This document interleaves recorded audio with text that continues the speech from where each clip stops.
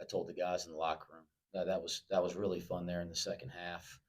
Um, I thought they did some things in the first half to just kind of stagnate the game and frustrate us a little bit. And I thought we handled it good. I did. I mean, they were playing way back and way off of us.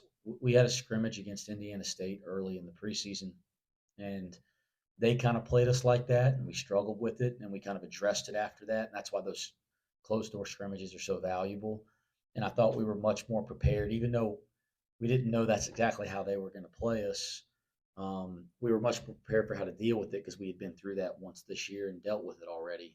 And so I thought we handled it pretty well. And some of those early wide open shots don't go in. And sometimes when you get guarded like that, it can kind of snowball. It didn't tonight.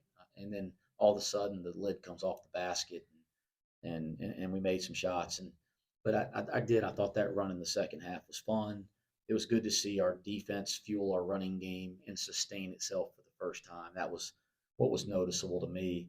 If I start singling guys out, I'll talk about the whole roster, so I won't do that tonight. But obviously, Victor shooting, you guys all thought I was lying about it. When I was talking about how well he's been shooting the ball, I think people really saw it for the first time tonight. Not just that he can make one, but he's pretty effective back there. Certainly, I know you're going to ask me a lot of questions about Aziz, but he's it's going to take us some time to assimilate him offensively and some other stuff. But man, I thought his presence defensively was very noticeable tonight. I thought it impacted the game, and then I thought it was good to see C.J. Frederick make some plays there, in the second half to get us going too.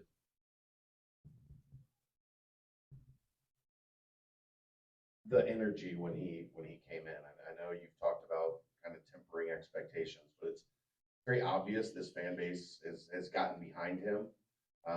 Was it pretty cool to see when you checked him in? The recognition that he got, and then he follows it up with a block in the lob. Yeah, I appreciate so much how and he does, and I was actually listening to him. I got to walk in after my radio, and it's really neat. He did a great job up here talking, but I appreciate so much how people here in our community have supported him through this, and how I know we're going to continue to support Jameel.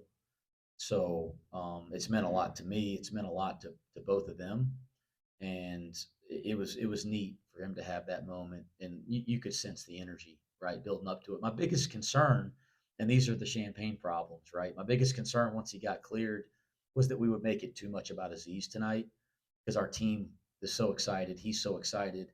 Our fan base. I wanted to make sure we made it about Cincinnati basketball too, and I thought our team and him they handled it beautifully.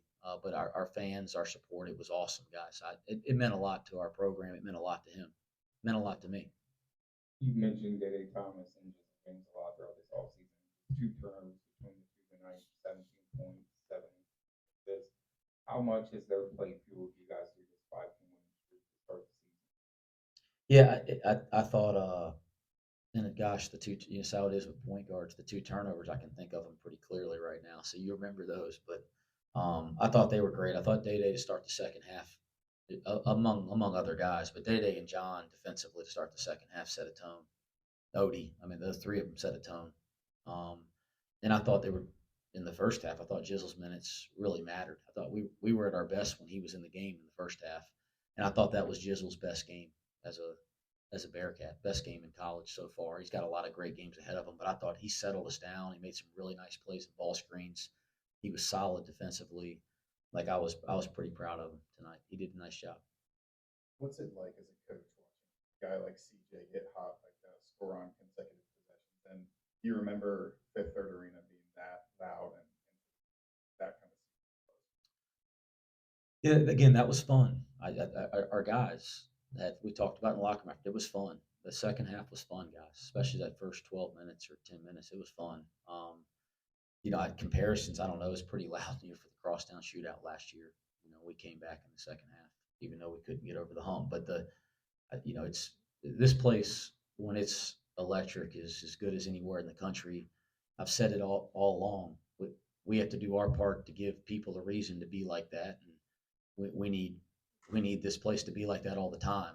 That'll lift us, and hopefully we can give people a reason to be like that consistently. So yeah, that was really neat. But we're going to need a lot of that this year, and hopefully we'll give you a reason to keep doing it. Wes, defense in the paint, perimeter shooting. A night like tonight give you as a coach I think I said it to the guys in the locker room. You know, I try not to play mind games with kids, right, or young people. I try to just be very honest with them. Like, and the first thing that I said to them is that should make you feel like you have a chance to be a really good basketball team because we put some things together tonight. And so I think number one, get some confidence for that. And then number two, let's realize that we have a long way to go and we have a lot of room to improve. Let's enjoy this till midnight. And then we wake up tomorrow, let's double down because we can get even better and better and better. And with what's ahead of us, we know there's going to be some really, really tough days and tough roads, and we're going to be competing against the best programs in the country. So I think let's understand and get some confidence in the things we did well, and then let's double down on the things that we've been working on to continue to improve. Seamoss goes ball screen with Aziz for the lob, and then shortly after goes ball screen, and they go under, and he gets the open three. Is that the type of impact that Aziz can make because teams have to ultimately make a decision on what they're going to do with him, whether they're going to leave the shooter open or leave him open? Yes, I mean I haven't even had a chance to really study the stat sheet, but Aziz is 3 for 4, 8 points. 9 rebounds is pretty good in 21 minutes, but he's 3 for 4 with 8 points, and that doesn't even begin to tell you what he probably did on offensive possessions, like how many baskets he accounted for, because of his role presence or because he's a really smart player and does his job well. And again, we're going to find ways to get him the ball more as we go. But yes, he has if you're trying to kind of make people understand it, Chad, which is what I think you're trying to say, is like his impact on a possession is so much greater than a stat sheet. As you and we learned that when we coached against him. So I understand being on the other side of it for sure. When you look at the two big lineup defensively with Vic and Aziz out there and Odie as well, those guys all three have the best defensive ratings on the team tonight. What kind of chemistry have you seen in practice? What defensive rating are you looking at? For 100 possessions, they have the best. Just points per possession? Yeah. Okay, like lineup rating. Yeah, like Bandaogo, 57.1 points per 100 possessions. Okay, I was just curious. We might have to hire you to do some analytics. I'm getting that information quicker than I am with my staff. But what kind of chemistry have those guys shown and the ability to pass off on the defensive end, the ability to just kind of trust each other that somebody's going to be there to meet somebody at the rim with that? Kind of, if they're allowed to kind of roam a little bit more. Listen, guys, you guys start talking points per possession and all that kind of stuff with statistics. You guys are way ahead of the curve with anybody else in the media I've seen around basketball or college basketball. So we're doing good in the media here locally at Cincinnati. I'm impressed with that. Yeah, I think when you have a front court with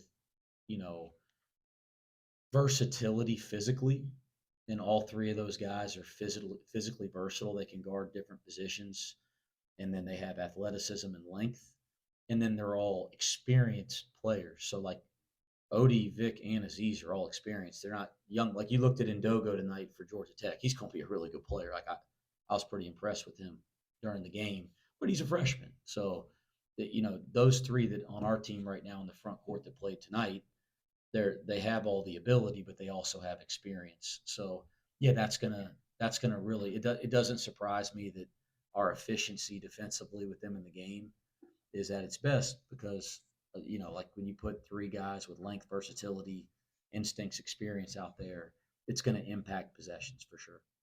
I'm just going to point out efficiency, but I'll point out turnovers. You guys forced 19.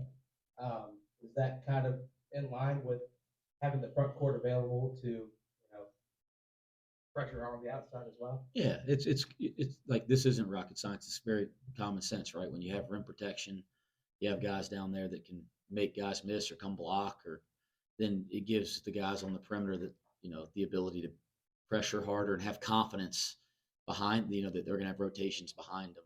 And everybody in basketball knows that. That's why it's really hard in recruiting to get multiple guys that have that ability. We're fortunate to have those three, and then we got another one right now in Jamil Reynolds. We have another guy there, so that's important for the way that we're trying to play on both offense and defense. Sunday, you mentioned you had the sleep issues, and it got a little bit better on Monday. How about Yeah. you and Aziz, and how much better will you sleep once you have Jamil, because there's so many weapons out there tonight? Yeah, well, coaches don't sleep during the year. I'm not alone. Every Division I coach in the country doesn't sleep as much during the season. But I am pleased, Scott.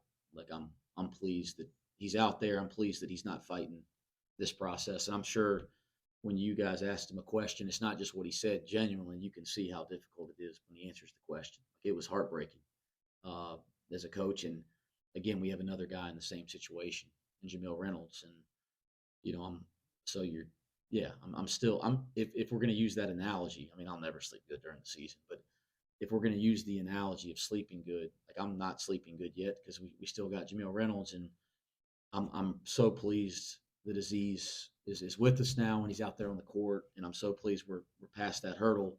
But my heart still breaks for Jamil Reynolds, and we're not going to forget about that. We're not. I told Jamil today, we're not going anywhere. We're going to fight for him. 30-2 run there in the second half. Obviously, it's an 8-point game at the half. What was Georgia Tech doing defensively that allowed you guys to get going and really open things up there in the second half? Well, I think, again, they packed it in the first half, and we had some really good defensive possessions in the first half, but some of them ended in shot clock violations, so you don't get a chance to run, right? And then some of them we didn't finish the possession because we have a silly foul, or, but, we don't box out and finish the possession with the defensive rebound, so you don't get to run.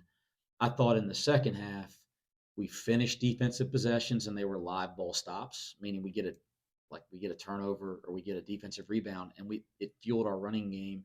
And then I have to look at the tape, but I had a feeling that as the second half kept going, our depth was a factor in the game. It was harder for them to keep getting back, and you saw the quality of shot in transition was really high.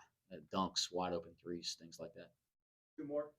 I don't know if rewarding would be the right word, so by all means correct me if the verbiage is wrong. How rewarding was it for you to be able to go over and tap Aziz on the arm and say, go in there after everything that you all did through the last? Yeah, guys. That's the stuff in coaching that's fun. Moments like that for sure. I don't. I'm not somebody that's unaware of that or doesn't. I have soft spots for all that. It was pretty neat, and as you guys said here earlier, to hear the reception for him, because there has been that support. He's felt that, but to hear it and feel it tonight was really special. And I think Aziz and our team would tell you it was special, and they'd tell you keep doing it because they liked it. So keep coming out here and cheering for us because it does impact us. I think I saw you jumped up to 35 in Ken Palm after tonight. And We got more analytical guys in the media in Cincinnati than anywhere in the country. I kind of like it. That's good. I think you're still 7th in the Big 12 at 35. How important is it to play? You're talking about the overall Ken Palm rate? Yeah, overall Ken Palm. I just sit here and think about my college coach, Roy Williams, and if you'd asked him a question in a press conference about Ken Palm, he wouldn't know what Ken Palm was. He was a pretty damn good coach. So I do know what Ken Palm is. We do look at it. But it's too early. If you want to know the truth, and you guys know I'm pretty wide open, the truth about Ken Palm is, and Mike Roberts was so good with this, he said, don't look at it till you played 9 or 10 games because there's not enough data yet. So where we are, where everybody else is, shoot, I don't know.